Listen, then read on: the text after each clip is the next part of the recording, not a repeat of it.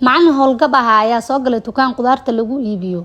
Markuu arkay ninkii milkiilaha ahaa kursi ayuu ula soo orday wuxuuna yiri soo fariisa macallinkaygiiyo.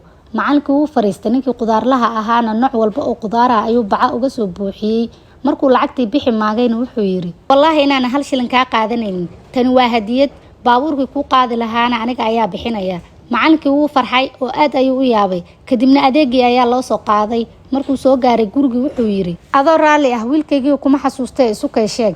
Wiilkii wuu qoslay wuxuuna yiri waxaan ka mid ahaa ardaydii 15 sano ka hor aad macallinka u ahayd.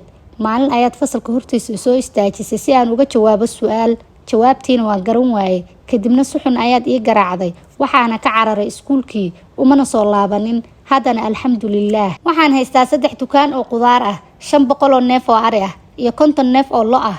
Macallinkii wuu qoslay wuxuuna yiri alla ba ayay anna maxaan kuula soo carari waayay.